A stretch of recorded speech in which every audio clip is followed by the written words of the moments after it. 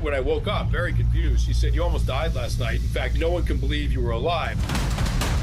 I went into the games not knowing what was coming. As humans, we just hate uncertainty. You just sensed that it was out there. You have to start somewhere. We're all programmed to push ourselves even farther. This is On the X, an IRONCLAD original.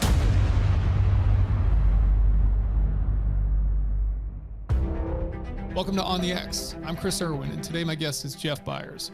Jeff is the co-founder and CEO of Momentous, a leading wellness company dedicated to high-performance health solutions. Before Momentous, Jeff founded Amp Human and facilitated its merger with Momentous in 2021, expanding their product lineup to address key areas like cognitive function, endurance, recovery, joint health, and sleep. A former NFL player and team captain at USC, Jeff earned his undergraduate degree in 3 years and completed an MBA while excelling as a student athlete. Now leading Momentous, Jeff works with top scientists, dietitians, and performance experts to ensure their products meet the highest standards, trusted by organizations like the US military, NFL, and NBA. They're also an official partner of the Navy SEAL Foundation. So here we go with Jeff Byers on the X.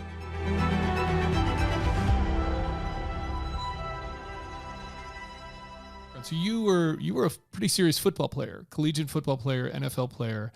Yep. What made you transition out of that? Like, what made you decide I'm not going to do this anymore and I want to go a different direction? Yeah. There was at an early in my college career, I had a really serious hip injury and was basically told football wasn't going to happen again, or not how I had envisioned it. And it was just like that jolt of like, oh shit, there's life after ball. And I saw the light at the end of the tunnel, and I was like, I'm going to take advantage of everything I can to transition out. And really, how do I not let the game take more from me than I could take from the game? And realistically, how do I not let the game define me, but be a part of me, right? And sport is so central to who I am and what I learned in elite sport, and how to suffer and build teams and have accountability and deal with stress and have a short memory. All those things is what's made me successful outside of sport. But it was a big aha moment that, right, if you let the sport define you, then it's really hard to transition out. Yeah. And I got lucky early on that I just had this like huge shake of my person. And it was like, there is life after ball, and think about it, right? Start acting on it. But for me, it was like, I was going to play as long as I could. And as long as it wasn't taking more from me, than I could gain from it. Because what I saw and found is one of the things I loved about the game was the impact you could have on people and kids and all of that. And I realized you could still have a really big impact in the world by not putting on a uniform. Yeah. And therefore it's like, if I go until the wheels fall off, that inhibits my ability to drive impact in other places. So yeah, I'm so with you on the how sports teach you all these things that are not really about the athletics themselves. And this is one of these things where when I see school programs where they're losing athletics or they're losing the music programs or whatever, I just think it's such a detriment to the development of anybody. And it's not about, like, obviously the physical fitness, all of that is great, but most people don't end up being professional athletes. Like, I don't even know what the percentage is, but it's got to be like well over 99% of the population, right, does not become a professional athlete. But the things that people get from it is all that other stuff you're talking about, like teamwork, how to lead, how to fail, how to win. I love it. Short memory thing. Like those, man, there's such. Show up. You just got to show up, right? Yeah. Like, it's like you said, music. And like, I'm like, it's not a sports thing.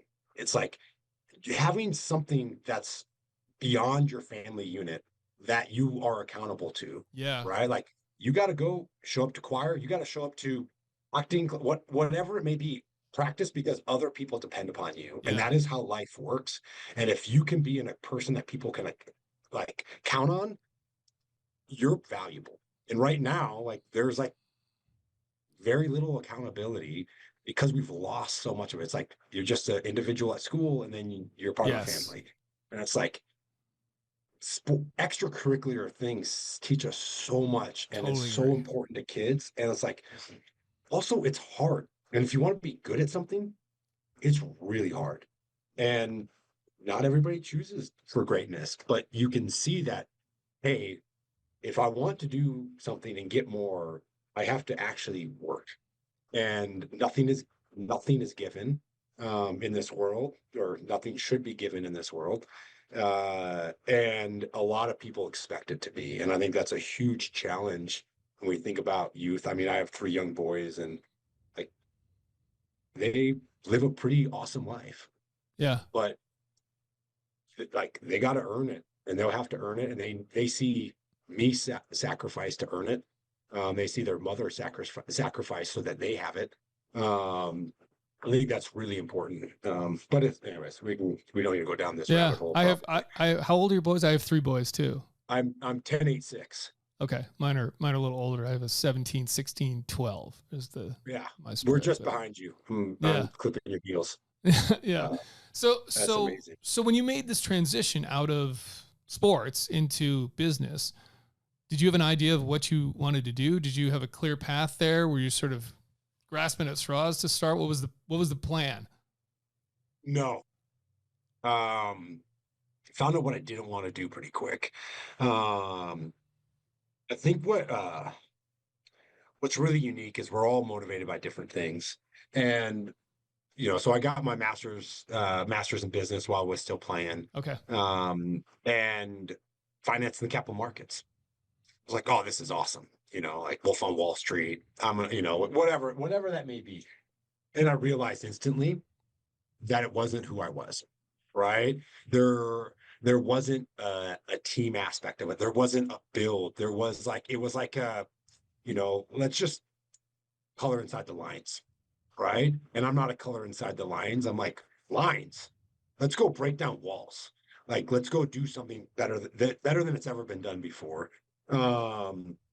And it just was very just like, show up, do your tasks, get out. And I made kind of a lateral move into, more private investing. I joined a really large family office and, they were doing some private investing that I was super interested in, but it was just the same. I just was trying to oh, I know this. And it wasn't filling this void that I had as an athlete in me, as an elite performer, right? Where it's like, hey, every day what I do matters and how I show up matters. And right, where can I find right a sense of team accountability, right? I can suffer what I put into it is what I can get out of it. And I ended up joining, an early stage company, as it's like entrepreneurship and building, growing, leading a company felt right. Right. And so I joined this early stage biotech. They were based out of LA in the middle end of 2015. And they were doing transdermal drug delivery. I took one science class in college and it was oceanography. Right. That's my major. That was my major in college. Yeah. Probably more relevant to you than to me. I don't remember a single thing about it, man. It was not the best choice. Sideways when there's a riptide. Yeah, maybe. Yeah, maybe. I don't know. But it was like one of those things. It was like, I took it because it was different. I grew up in the mountains and went to school at Southern Cal. And I was like, oh, oceanography sounds cool. It's way better than chemistry. As a business major. And so I jumped, anyways, so I jumped into this biotech and they hired me for 2 reasons.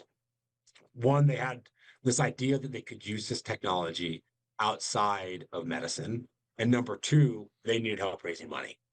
And I came from the financial world. And I also just, through my network and ecosystem, I knew, right? Like being in the NFL, people who have disposable income to make investments. And I took a chance on them because they were way earlier than I thought they were. Because again, do I know anything about biotech at the time? No, the answer was no. And it worked out great. I was employee 4, and I've got a lot put on my shoulder. And it was like the first thing is like, oh man, I'm building, I'm growing. Like, I don't know what I'm doing, but I'm gonna figure it out. And it's like I'm reading white papers at 11 o'clock at night, like just trying to understand, right, science and exercise physiology and all these things. And it really aligned with what kept me in the game.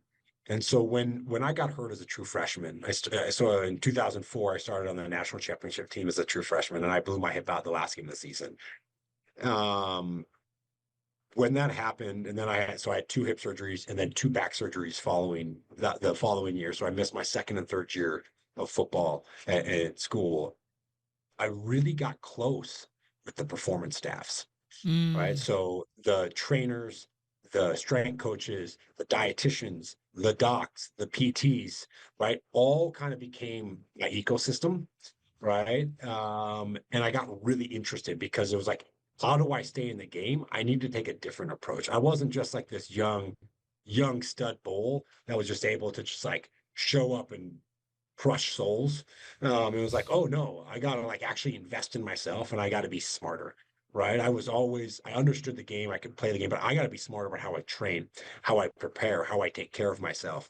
And therefore, like, I knew I had this passion in like high performance. And a lot of my friends. And so when I went into the NFL, like, I still have, buddies that I played with and all that. But the people I'm more close to are a lot of people that were on staff. Right. Which is really interesting on there. Just, I had a different perspective of the game. And like, I had my master's, and, I was thinking about things different than a lot of people. I wasn't just playing the game, and was really passionate about sport performance and longevity. And anyway, so it was a nice fit at this biotech, Chris, to really kind of transition. And how could a technology that was delivering drugs through the skin be used in a sport performance application? So if you fast forward a little bit, at that company in 2018, myself and my now co-founder spun out the technology to use it in consumer applications. And we started this company called AMP HP. It was a really anyways, we got really early traction and success. Yeah. In it, like, we were working with some Tour de France teams and marathon world champions, and we had a credo with SOCOM around this product, and it was a really interesting time. How do you work too? Like, how does this product, when you say technology, are we talking about? Yeah. We can go deep. So as a transdermal drug delivery technology, basically they found a way to encapsulate a very small set of molecules in fat in the easiest way, and then was able to go through, right, the dermis, the skin, and transport it into the body. And it was a little bit of like, how do you open up some of the tight junctions and things like that, is some of the science in it. But it was basically in the form of a lotion. How do you deliver something? And what turned into, like, what the consumer product turned into, it's called PR lotion now, but delivers sodium bicarbonate through the skin. And bicarbonate is a buffer. And so when you train really, really hard, or you go really, really long, you produce acid. And that acid builds up, and it's ultimately one of the limiting factors in our ability to continue to go hard or go longer. And so a more basic muscle is more efficient, meaning you can go longer.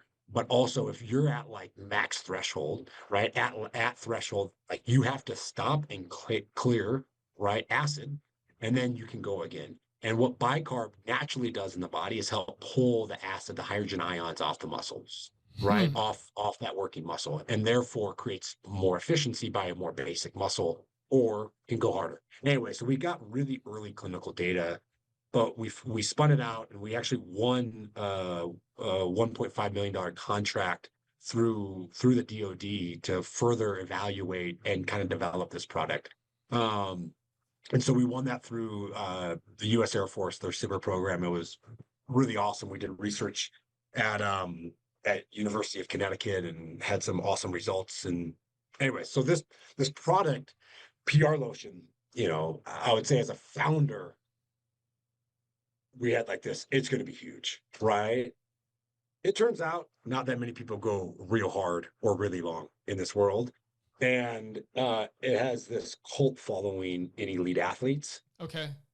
but not massive in the consumer market. But it grew enough, right? It grew enough over like the first 3 years. But what it did was it threw us into this really unique sphere, like this high performance sphere that very few people were in, and we were doing something very differently than other people. And it was like the transdermal delivery of sodium bicarbonate. And we didn't take an approach of like we know all the answers. We took an approach of like we have some early data. It's pretty compelling, but in practice, people are seeing great results, and we're committed to continue to invest in it, right? And it was a really interesting journey of like, if you show up genuine, authentic, and don't have all the answers. And I'm not a science guy, but I now have a lot of science people in my world, and as long as you don't try to know all the answers, they really embrace you because I think there's so many people in the high performance space. It's like, no, this is the answer, Yeah. or this 100% works. It's like, hey, it's early data. So we had this really cool product, but we didn't have the ability to really think about how do you take a product and or no, I say like we had this really incredible ecosystem, and the product was a part of it and helped develop it, but the ecosystem was bigger than this product could ever be.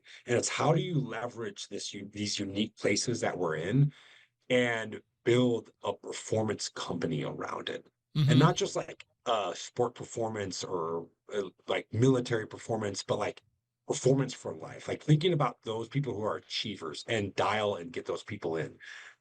And we looked at buying a bunch of different companies, a bunch of different technologies. And honestly, like we looked at a few, we had a couple of term sheets out to buy them, and it didn't work. It wasn't fitting PR Lotion like where it sits. It's like wasn't enough. And I had a board that kept telling me kind of, hey, have you thought about supplements? Have you thought about nutrition? Like it's so natural. Why wouldn't you do this?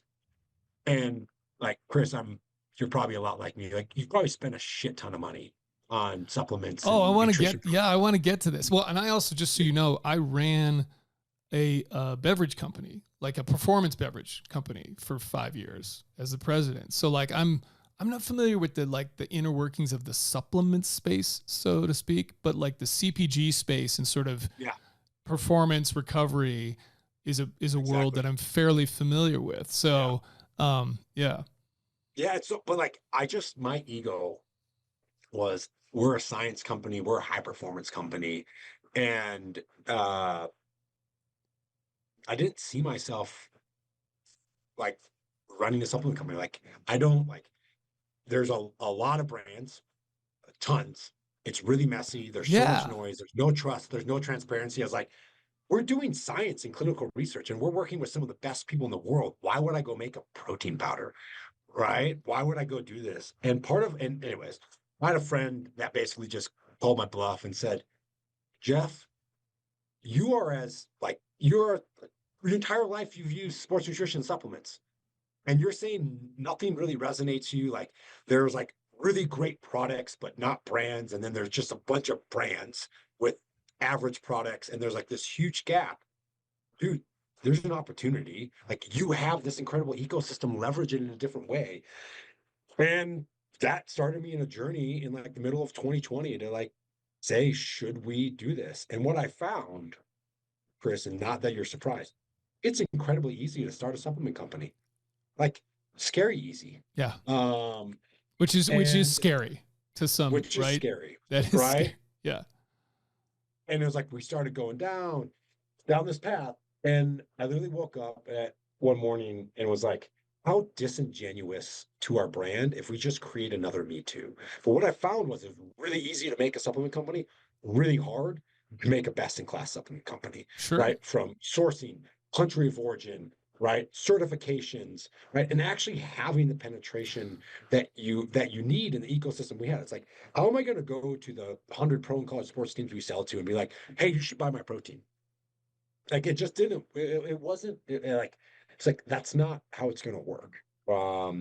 Anyway, so we ran across this brand all the time called Momentous, and they were born in the pro locker room. Like that's how they started. They built their products around collegiate and professional sports, and they built it with the dietitians in those teams.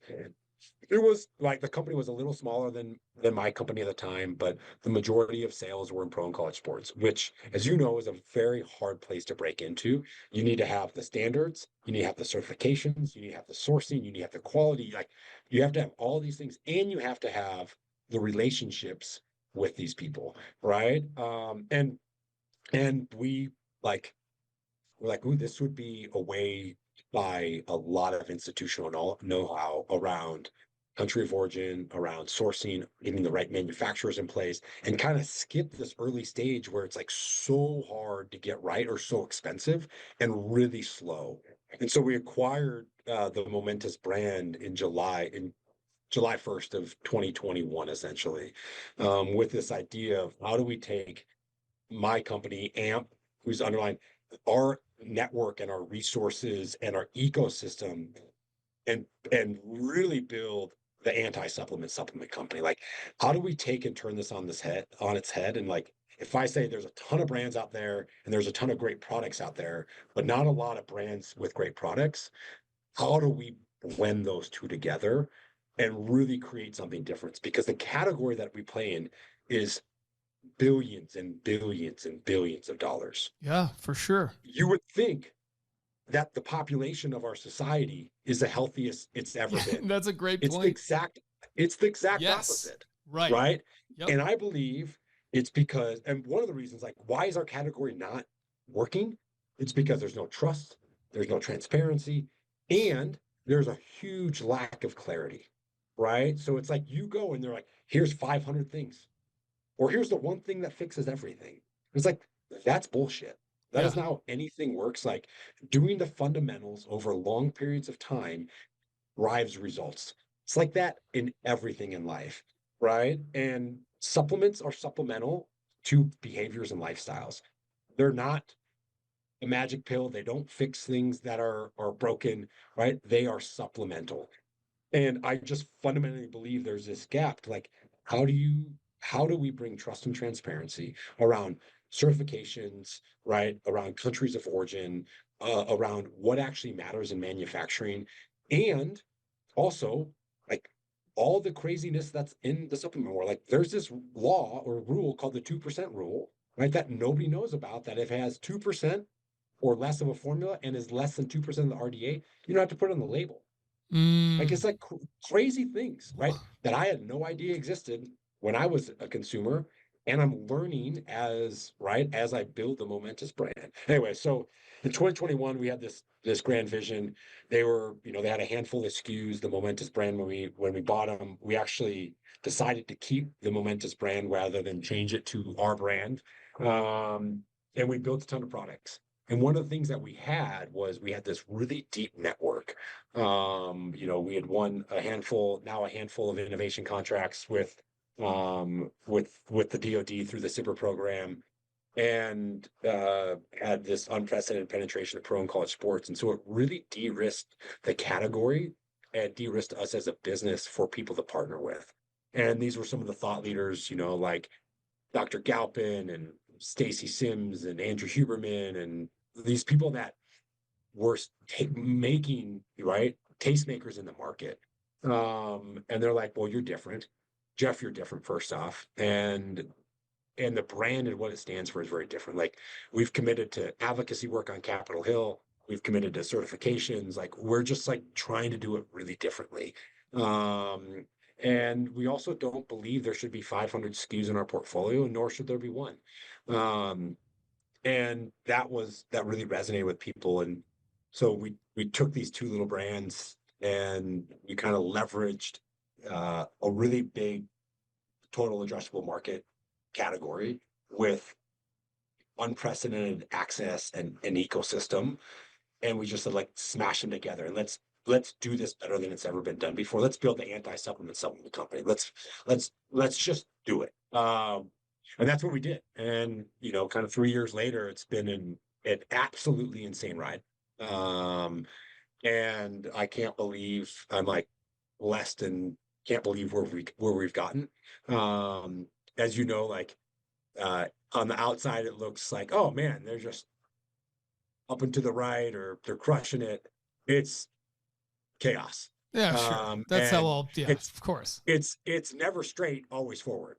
You just like, some days you're like, oh man, cool run-ins, you're just going. Other days you're just like, I'm trying not to get my face punched off. Yeah. And it's amazing. And what I found was being a successful entrepreneur, and now executive, call it, of a decently sized, PE-backed company, like, you got to evolve all the time. And, who I was 6 years ago when I started this business is a completely different person. And that's one of the things I love, is like this ever evolution, right? As you move up as a founder and your company grows. But I love this, like the sense of accountability, teamwork, vision, drive. I have a saying that I love to call, it's like, the ball always gets snapped. It doesn't wait on you, right? Like, so if your hand is not on the ground, I was an offensive lineman. If your hand is not on the ground ready to go, you always lose, right? Yep. It doesn't matter what happened the last play, right? It doesn't matter who's lined up against you. You have to be ready. You have to have a short memory, right? But you have to learn from all of those past things. But you have to have a short memory because you got to actually play the game. And I love this, like, the ball is always getting snapped. And it's like, you got to show up. You got to show up to this call. You got to show up to the next one, right? And you got to be ready to play. And you got to be ready to go figure out what and how can I drive impact, right? With my team, with my brand, with my people, right? All of these things, every single day. And I love this, like, just like in your world as an executive, and then, as a CEO, like, you have this immense amount of, like I love the pressure or the stress of, like, let's go, like, we got this together, but, like, we got to win, and winning is all that we're going to go do, and we're going to do it the right way and better than it's ever been done before. And it's like that that is really impactful to me. And it is like, it also is like, the mindset, like, I'm going to outwork you. I'm going to figure this out. And, like, if everything is equal, I will outwork you. Mm-hmm. And we will win because I will outwork you.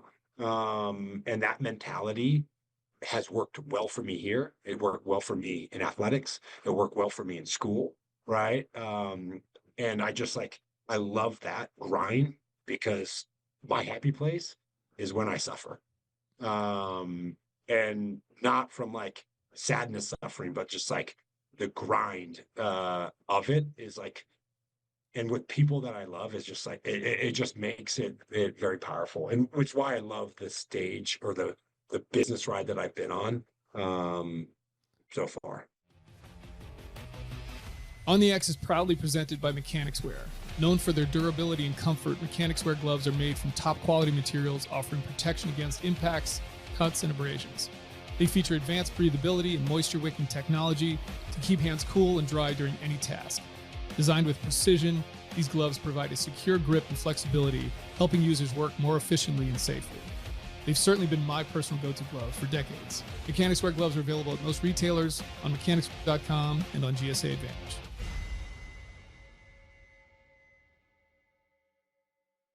With your products, you mentioned, like, you're not trying to create 500 SKUs out there. You're not trying to create one. Where do you decide what to focus on in terms of what people potentially need? Because to your point about supplements in general, right? Like, I would say my view of them isn't necessarily positive in a lot of ways. I've probably taken 1,000 of them over the course of my life. Many of them I felt didn't do anything, nothing I could feel anyway. Yeah. I'm not sure of, to your point, like the actual efficacy or integrity behind any of those things. So I'm just kind of curious from your perspective, when you're working with people, with scientists and nutritionists and dietitians and whatever, where are the kind of things where you're trying to focus, where you're like, you know what, people we feel actually, depending on what they do, need these things? Yeah. Yeah. So, I mean, I guess my overarching philosophy is like the 80-20 rule. Like 20% drives 80% of the value. Mm-hmm. And my goal is to say, how do we figure out what that 20% is? Okay. Right? That's going to drive the most impact across. And like, there's always the corner case and this and that, but like the corner cases don't matter if you don't have the foundation. And so what we have felt like we call it like, you know, we're powered by the best is like one of our internal slogans. Like, well, that means our ecosystem. And it's not me coming up with things. It's not my head of product, my head of science, right? It's how are we leveraging this really broad set of people that have really unique backgrounds from like, right, a Dr. Huberman to, right, the head dietitian for, right, the Atlanta Falcons or University of Michigan, or a clinical researcher that all they do is study protein synthesis in athletes. Like, how do you take all of these people and say what actually matters, what is coming up, what is not, like what are some chances you can take? And so for us, it's like this curation that we get to sit at the middle. And one of the things that I found was people really all kind of rallied around a handful of the same things that Mm-hmm. weren't noise. And whenever we have like a new idea or a new product, it's not just like so and so says X, it's so and so says X. Let's go talk to all these other people and see where they live and see. And it's, you know, we have we have this thing called the Momentous Standard. It's 15 tenets long. And it's kind of got to check all those things. And we do like reviews of our portfolio of it. And so it's a strength of clinical research and actually like knowing the strength of the clinical research, right? And then it has to do with like, what is it trying to solve, right? Is it trying to solve something that the only other thing that solves it is pharmaceuticals and it has a big impact in health, longevity, performance? Then maybe it works if it has lower clinical evidence. Maybe it belongs in the portfolio. And so it's like this really like kind of matrix. And I'll give like, we had this product on the market called Fedosia. And Fedosia is something that a lot of the people with big voices in our ecosystem have talked about. And Fedosia is a natural, you know, herb root essentially that has the potential to help increase testosterone levels. And you know, testosterone is incredibly important as you age, et cetera. But it's like, is there a better alternative than taking testosterone replacement? It's like, oh, this natural. Anyways, so we put it on the market now is like 2.5 years ago. And there's early clinical research on it. That was compelling, right? The clinical research didn't continue to progress, right? And in our Q1 of this year product review, you know, we go through and it's like duck, duck, duck, goose, duck, duck. And it's like, goose, got to kill the goose, right? The clinical research did not continue to evolve, right? It did not. And you can't look, and for us, I mean, like it was we did about $500,000 a month in revenue on that SKU. And it was 89% product margin. Mm. Right. And so we basically cut $400,000 in EBITDA a month by cutting that product from our So portfolio. what if with something like that, then what is your threshold to bring something to market then in terms of clinical research, right? Because in terms, it balances of like, hey, early, like we want to have products at the pace of discovery, but we need to see those things continue to progress, right? And those studies need to continue to grow and progress and be positive. And this was one, right? Came to us from a great source, right? And all of this, it's like early research is positive, been around for a long time, right? But never really studied. It's like, okay, we went in and we said, we're going to build it. But we need research to continue to progress, right? It's okay to have an early product, but if it doesn't progress, you always got to like, we could have kept it in and it still sells like crazy, I'm sure, for other brands. I know it does. But you just got to have to stand for it. It's like, hey, we did a review and the clinical research has not progressed like we had hoped it would. Therefore, it no longer has a role. Maybe in 5 years, clinical research catches up and it's like, this thing is awesome. Let's go. We can bring it back. but right now that day is not today.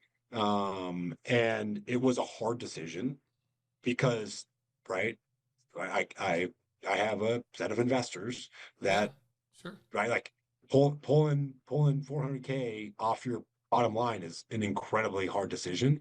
Where it's like, well, every other supplement company would just keep it, Yeah. right? Like you wouldn't make that decision. It's like, but that's not what the supplement company would do, right? And yeah. for me, that is more important than short-term revenue. Is like, all right, we curate the best product portfolio around.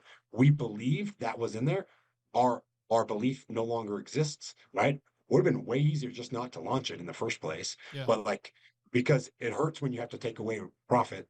But anyways, that is like an example of it. But it's like follow the 80-20 rule. Like I would say like we have kind of what are the core foundation that matters to like everybody. And then we deal with like, so we call like physical performance, sleep, like general health, and then cognitive are the categories we play in. So we have like 4 categories we play in, and then kind of general foundational that that 3 products really live in. That, you know, the one question I always asked of our ecosystem early on is like, if you had 5 things, paint a brush, what would drive the most impact? And every one of them said 3 had 3 things in them, and they were all the same. And it was creatine, omegas, and protein. Yeah. Right. And the rationale was massive amounts of clinical research on all of them. They all are really hard to get from your diet, right? In the amounts that have impact, and like no cross reactivity, no bad health outcomes, and they affect lean muscle mass, muscular performance, cognitive health, right? Like all those things. Like they're almost nutrients, not supplements. So creatine is, so of every supplement I've ever taken in my life, creatine is probably the one where it was like, that clearly works. I started taking that right out of college. So we're talking, 25 plus years ago.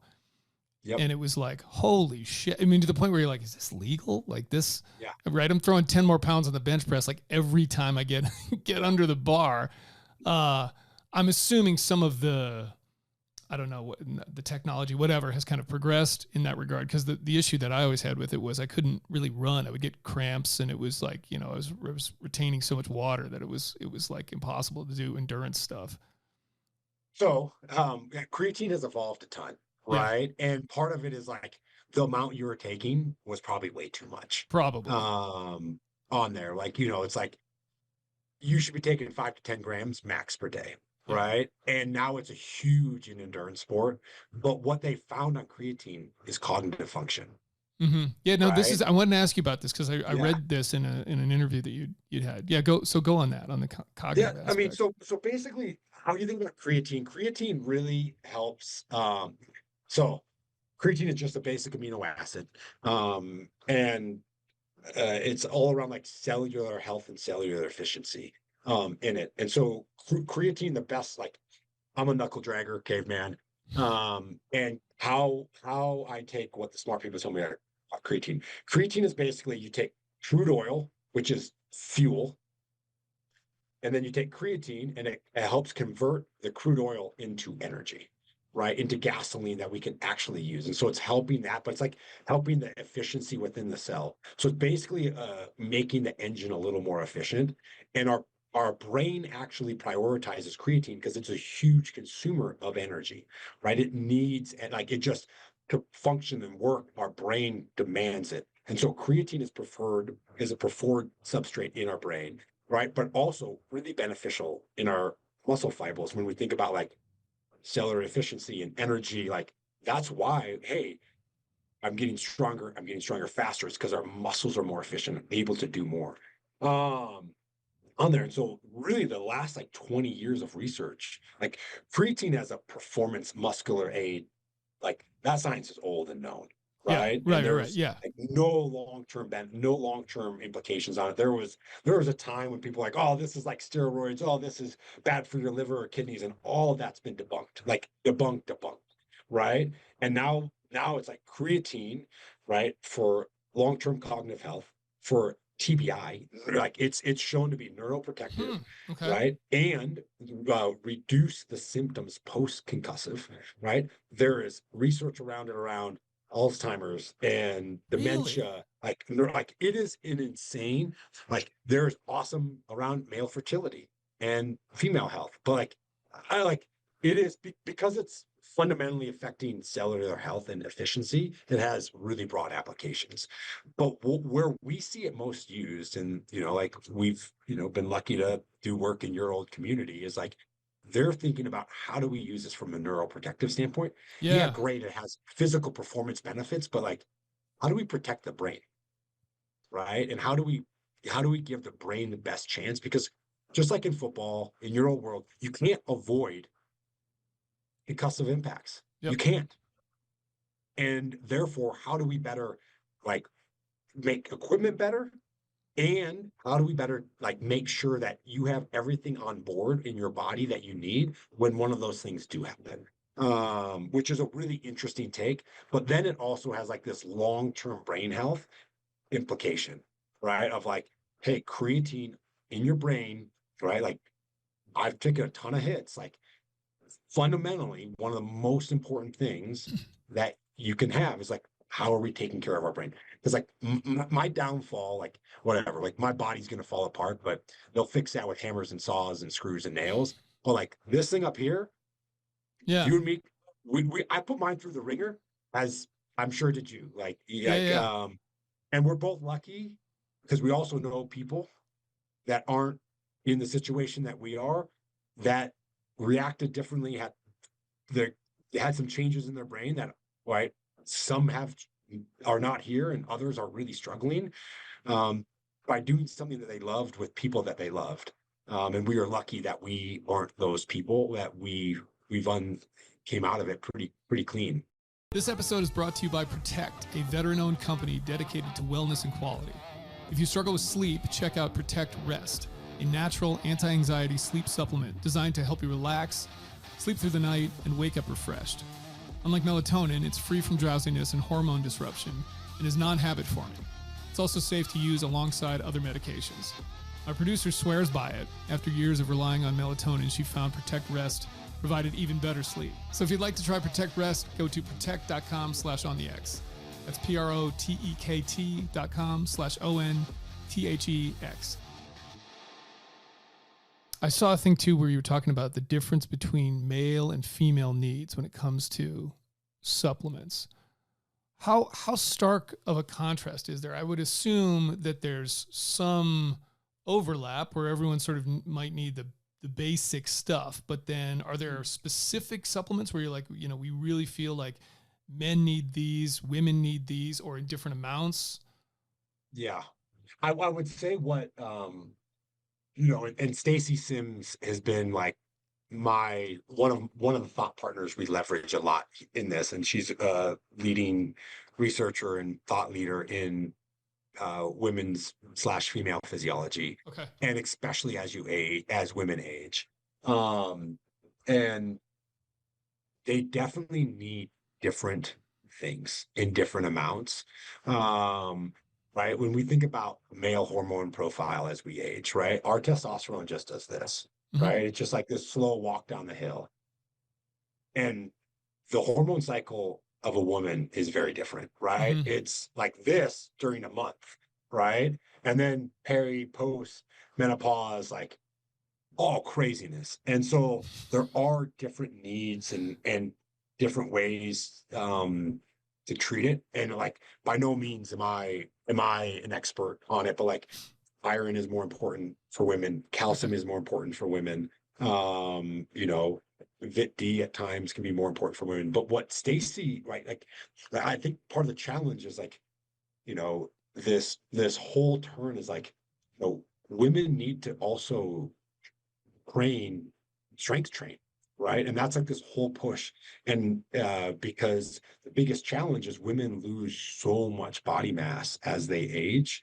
And that part has to do with hormones, but part they aren't actually loading their body. And when you load your body, you need to take on more protein and Mhm. more creatine. And what she's kind of finding is that creatine actually has a bigger benefit in women than it does in men, right? Hmm. And part of that is just like lean muscle mass, not being bulky, but like being able to like Yeah, yeah. maximize what's happening is more important. Like testosterone just naturally keeps us leaner if we train, right? They don't have that. Anyway, so there are definitely different needs and different amounts that's needed, but like a good rule of thumb for protein is like, right, 0.8 to 1.2 grams of protein per pound of body weight, right? I need a lot. I weigh 240, right? I need a lot of protein. And I'm pretty damn fit. I'm just a big human. I played offensive line and have a massive frame. But like that's my intake, right? And what you find is like actually males consume a lot more protein per pound than than women do. Hmm. And that like so there are gaps of just like those are societal gaps, right? Where it's like, women believe like society has trained women that Yeah. strength training is bad and you're going to look like a CrossFit athlete, or if you take too much protein, you're going to be muscular. And that's not the Yeah. case, right? Like, Well, and to be clear too, like most CrossFit athletes don't look like that either. You're talking about high level, the 1% of yeah, the 1% games y- level athletes, right? yeah, you're talking about pro athletes, right? Yes, Like, exactly. yeah, Yeah. Like, look, 100%. I'm a CrossFitter. My wife is a CrossFitter. Yeah, She's, yeah, like the really fit women in CrossFit gyms are not all super bulky or anything like no, that. And the ones who no, are fine with it. I know. It's just that it's the craziness that is what Yeah. it is. Like you train us. That is training adaptation and Yeah. how you train. It has nothing to do with anyway.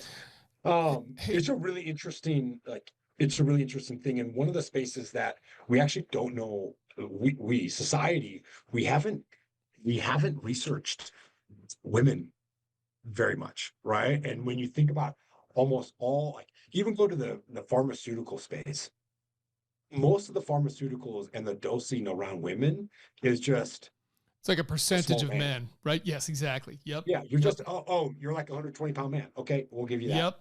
Yep. Right? Not anything else. And partially the reason why is like, right? Uh the male hormone profile is very easy to manage, right? In clinical research, but also most people in clinical research are like 18 to 22, college males, right? Like that's what they recruit, and that's where a lot of the research is. And so Hmm. Stacy is like this huge advocate for how do we drive more awareness and funding into right female physiology. Are there, Um, go ahead. Sorry. yeah, no, I No, just it's think it's a just, fascinating thing. yeah. So do you have, I mean, assuming you have stuff then that is specifically designed Yeah, for, we're actually launching, kind of what we call the female foundational line hmm in Q1 of next year, and it's not like it's nothing revolutionary. It's just like we want to make sure we have the basics covered for a woman at any age based upon the female physiology. That's like these are the basics that you need. Now, hey, if you're in, you know, premenopause or perimenopause or whatever, you might need some other things and you might need to go find those other things. But we want to make sure we have like the core fundamental basics across the life of a woman. And really, though they're not that complicated, but it's like iron and calcium, and VitB and vitamin D. Well, the challenge is like, you can get those from a multivitamin, but not in the right dosage, right? Not in a clinically efficacious dose, right? And also, people don't know that calcium and iron can't be taken together. If they're taken together, they don't. It affects absorption. And so it's like, how do we create a product that is geared towards women? Like, not that is like that's geared towards women who are thinking about what I call performance for life. Like, hmm how do I master the foundation and make sure I have that taken care of so I can stack and stack and stack and stack on top? Yeah. And that's what we're trying to do with this product. And we've worked with a handful of thought leaders in the space, like, no, boil it down, boil it down, boil it down. Because the challenge that we continue to see in all of this. It's like you start with this list of 100 things that could work, right? And then you're like, well, what do we actually know drives impact? It's like, oh, 4 things. And they drive 80% of the impact. Oh shit, let's just focus on those 4 first and master them. Yeah. And then the rest of those things, those other 96, call it, one might be more impactful than the other for you, right? And you know, I don't know. So it's a really interesting space. But again, it's like, well, we don't want to, like, I what I stress my team is Momentous has not been built for everybody. And Momentous shouldn't solve every corner case and every need, because the fact of the matter is, if you do your foundation right, the rest doesn't matter. Like, first, if you don't have movement, you don't sleep, and you don't eat, Yeah. Right. Yep. supplements don't matter. Period. Yep. Agreed. Right? And how do we just push people to that and say, okay, help people know, master those. And then you start layering in what I call the Momentous 3: creatine, omegas, and protein. And it's like, master those. And then it's like, okay, let's focus on these other use cases. Oh, you're an endurance athlete? Let's talk about fuel. Oh, you're having ACL surgery? Let's talk about collagen. Oh, you're a high stress executive? Let's talk about, right, managing cortisol, right? But those don't matter until you do these. And guess what the best way to manage stress is? Sleep and exercise. Yep. 100%. Right? Not adaptogen, which we have, but I would never start there. Like that, like, I don't know, like, this is part of what I've learned, what I learned in an elite sports setting is like, you're never, it's like, it's always like, what is the most important thing? Do the most important thing. Master, do that really, really good. And then focus on the next and the next. But it's never 100 things, ever. Right? Like, and that's what I think is so messy about. So to that point, right? When you talk about the whole landscape of supplements out there, are there things that you see or know of that people are taking that's just bullshit? That's just like, they're just wasting their time or their money. Oh man. For the most part. I mean, look, there's tons of people out there that I'm sure are buying things they don't need, but it's like big categories, like stuff where it's like, look, so many people are taking this and it's just not doing anything. I think things that have proprietary blends in them are really dangerous. Yeah. Right. If you don't know the amount and all of that, like, efficacious dose matters. It just does. Right. And like these proprietary blends and hidden things, I really struggle with. And that's a trust and transparency thing. I think I think there's I don't know if there's things that don't work. I think there's things that have very little impact out there, or that are sold to be more than they are. Right? It's like if I look at our portfolio and I'm just like, okay, what really, really matters in our portfolio? Like, there's like 7 things that matter. The rest, right, are case specific, right? And it's like, okay, I'll give collagen as an example. Like, collagen is a multi-billion-dollar market. Is it the number 1 thing you should take? No. Is it number 2? No. Number 3? No. 4. Massive market. Right? It's probably for you and I in our top 5 because we went through the meat grinder, and we still put ourselves through the meat grinder. And connective tissue health is going to be a challenge as we age. But for most humans, it is not. It does not raise to that. And there's a lot of categories that are really, really big, that are big because of consumer hype and consumer trend. Right? That great marketing engines made them. And we have collagen. And it's an awesome product in our category. Right? But for me, my goal is to be obsessed with the customer, which means get them into the right products at the right time. Because if you do that, you drive change. Right? Like, I challenge my team. It's like, how do we get people to stop buying this other shit, and just, if they aren't buying omegas, creatine, and protein, just tell them we don't want to sell them anything else. Yeah. Right? It's hard. It's like, how do we think about, we'll give you this for free if you buy these things? I don't know. Talk real quick about protein, because creatine I can see, like, okay, that's hard to get enough of potentially in a diet. I can see that argument. I can see the same argument with omegas.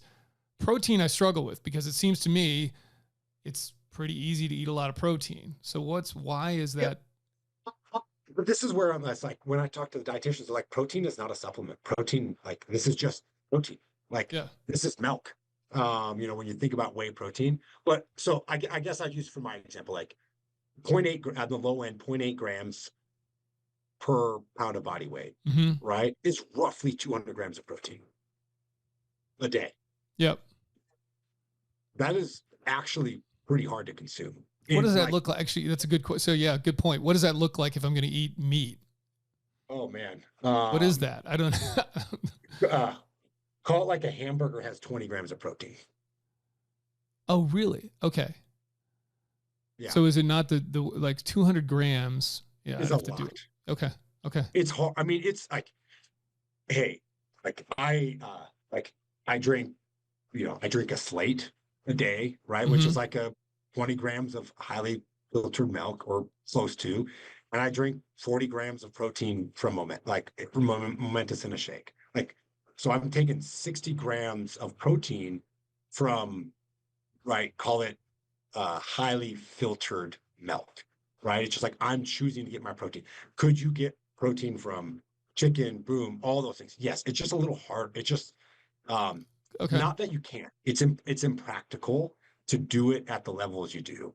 Yeah. Like that, the levels that for a active, healthy, lean adult, it's harder.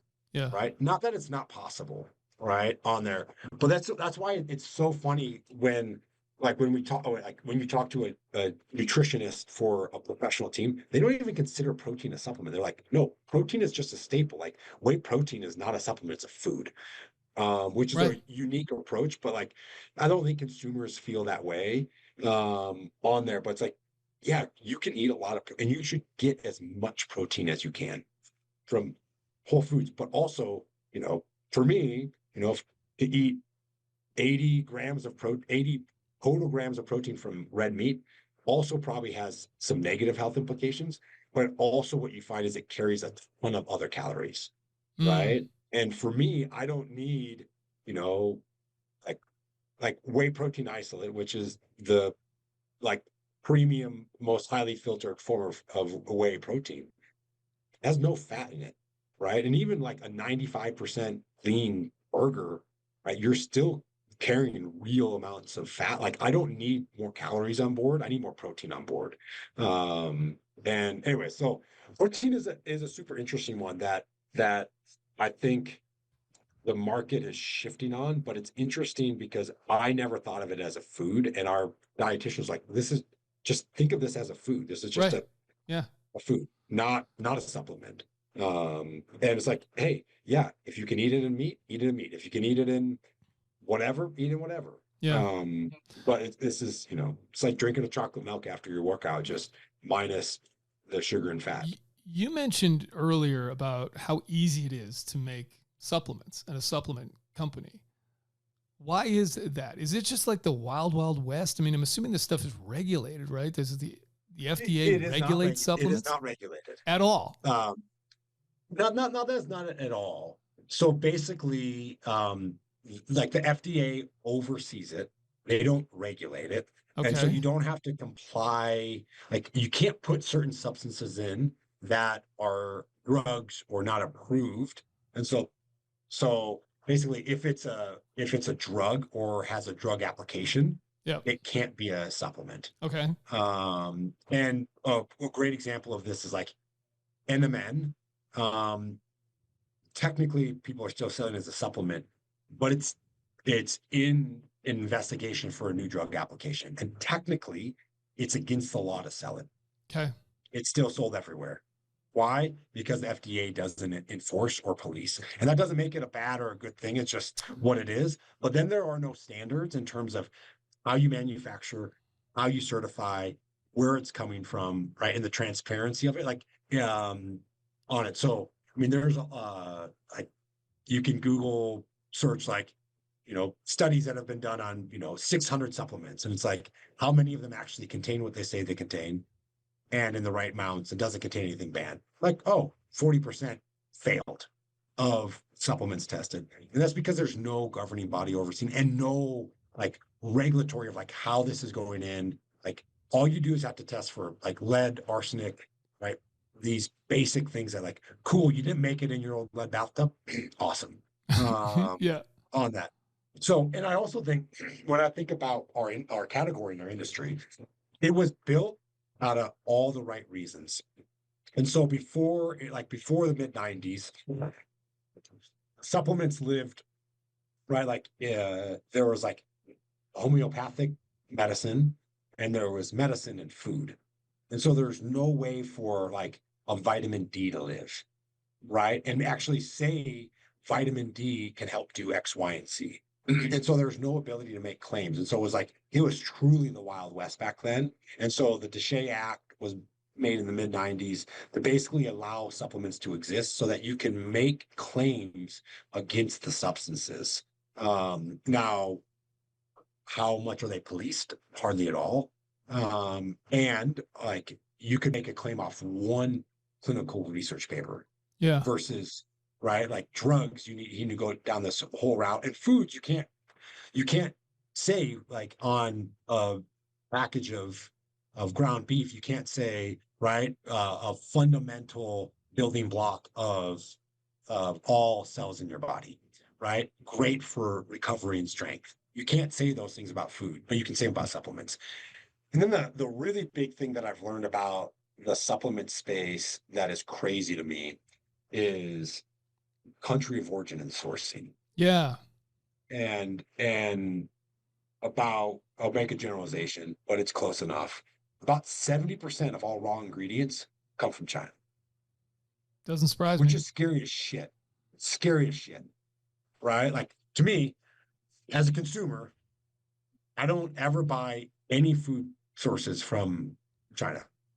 Like they don't sell Chinese beef or Chinese apples, and there's nothing against it. They have different practice, whatever they have. And I think the consumer is very confused, right? Sure, The consumer of has no idea. And where you source from matters. And I think that is an incredibly important thing. But also part of the challenge, I think, with the consumer is the space has been, it's like one of the last spaces in like health and longevity to still be such a commodity, right? And consumers are buying based upon cost so much versus what actually matters in it. And there's a lot of ways to do easy buttons in our space, like fillers, flow agents, artificial sweeteners, artificial flavors, right? Like all these things make products cheaper and cheaper and cheaper. But all those things that actually are doing the exact opposite of why you're buying these products, right? Like sucralose is a great example. It's like sucralose is an artificial sweetener. 95% of the research is like, oh, long term, who knows, but really doesn't look bad. But then you look at the 5% of research that's done on the gut microbiome, and it's like, oh, it destroys it destroys good bacteria and creates a really great growth environment for bad bacteria. It's like, why would I take sucralose every day if it's bad for my gut microbiome, which is like more fundamental than probably what you're taking in terms of health and longevity. Right. But sucralose, easy to sweeten things with, real easy, and it's cheap. Yeah. Right. It's like, what's like, anyway, it's like, those are the things that I don't think consumers really comprehend. So like creatine is a great example. There's one non-Chinese manufacturer of creatine in the world. One. Right. And they're called Alkazem. They're out of Germany. Their logo is Creapure. And if you don't buy Creapure, you are buying creatine monohydrate manufactured in China. Okay. It might be it's definitely put in a bottle in America, but all that's creatine, like it's just going from a giant tub to a littler tub. Yeah. That's the only thing that's made in America. So, and that frustrates me. So how do you, I got to wrap this up, but how do you better educate people? Right? Like, so how do you provide that transparency? And like, because even when I think of any company that's trying to sell me anything, you hear a lot of these things about like data and stuff like that. And you're like, okay, but how do I even validate that data, that it was third party and independent and there's no conflict of interest and that kind of thing, right? So how do you go about doing that? It's really hard. And I think even harder in our category because it's not policed. Yeah. Like an example is like we sell into nearly every professional and college locker room. And you look across supplements, it's like, oh, we work with pro athletes, we do this. And it's like bullshit. We sell to 32 of 32 NFL teams. But when you see something on Facebook, you're like, oh, they're just like every other brand. Every brand does this, right? And so what we've found is we as a brand can say a lot. Doesn't work, to your point, right? And because consumers are so skeptical, right, of our category, what we have found been most beneficial is working with, right, the tastemakers in the space, people I've mentioned that have reputations that can say, I've chosen Momentous because of X, right? And this is what I know. And then what we have to do as Momentous is we have to prove it. Like we have to prove it when you come to us. It's like, no, this is how we're different. This is what we did. Thanks for listening to On the X, the official podcast of the Navy SEAL Foundation and an IRONCLAD original series sponsored by Mechanics Wear. You can learn more about Jeff and Momentous at livemomentous.com and the foundation at navysealfoundation.org. You can also text the word On the X to 60104 to join our text subscriber list. See you next time.